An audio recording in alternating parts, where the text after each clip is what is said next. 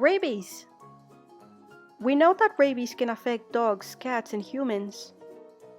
But the truth is, rabies can affect all mammals, which means that, yes, horses and cows can contract it as well. In Peru, 500 cattle die each year due to rabies transmitted from bats. But if it can affect all mammals, that means theoretically, whales and dolphins can be infected too, right? Yes. But how would it work with rabies' most notorious symptom, hydrophobia? I must know. The good news are that rabid whales and dolphins can only occur if an infected seal bit them. Since, most rabid animals would drown before they can reach a sea creature. Unfortunately, infected seals with rabies have occurred. In 1980, an infected seal was caught off the coast of Svalbard. What they did with it afterwards is unknown. Still, the likelihood of an infected seal biting a whale is incredibly low. Why? Well, number one, whales have a thick layer of blubber. And two, even if seals could bite through it, rabies usually has a long incubation period, depending on the location of the bite and how much of the virus was transmitted. It would take months, maybe even years for a whale to be fully infected and show symptoms. And who knows what could happen until then.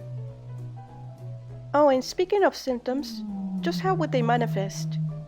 Well, the whale, like any other animal, would behave erratically, swimming in abnormal patterns and bumping around the seafloor as it cannot use echolocation properly, or at all.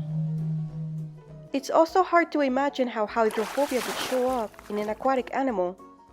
Maybe it's a good thing that the chances of this happening are incredibly low, because the thought of it gives me the heebie-jeebies.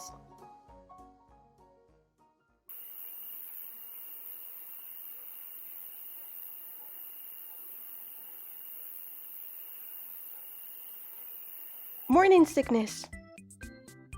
Also known as emesis, no one really knows why it happens. Apparently, everything from high levels of estrogen, low blood sugar, stress, and fatigue plays a huge role in developing nausea and sickness during pregnancy. Okay, cool, but do dogs get it? How about donkeys? Or what about our ape relatives? These are the questions that plague me. Is there another animal that experiences an approximate of morning sickness? No. Humans are the only animals who go through this medical phenomenon. Like I said before, researchers are unsure of the reason, but another theory says that morning sickness serves as a precaution against strong smelling or strong tasting foods to protect the fetus from harm. So essentially, the issue is our broad diet. And of course, other mammals don't have this problem, as their diets are more specific. Not to mention they probably have much stronger stomachs. Speaking of stomachs and digestive systems, why is it that when you feel scared or anxious, you also feel like you're about to poop your pants? I mean, of course, it has to do with the flight or fight response. But what exactly is going on in your body to elicit the urge to go to the bathroom when you're anxious or scared? Well, you see, when you get a sudden spike of fear or stress, the hypothalamus sends a message to the adrenal glands to prepare a cocktail of hormones. Cortisol, the stress hormone, adrenaline, the alertness hormone, and serotonin, the mood boost hormone.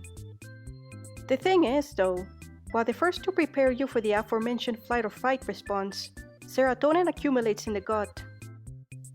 And one thing that people may not know about serotonin is that it affects digestion.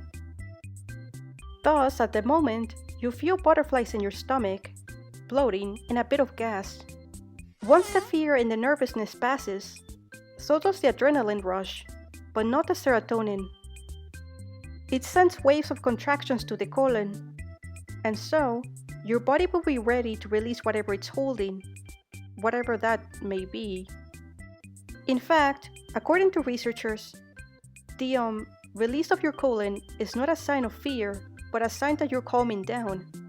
Your body is relaxing, and the muscles in your body are unclenching. So, if you're prone to anxiety and you get stomach aches often, It may be of some comfort that if anything comes out, you're feeling a little more at ease.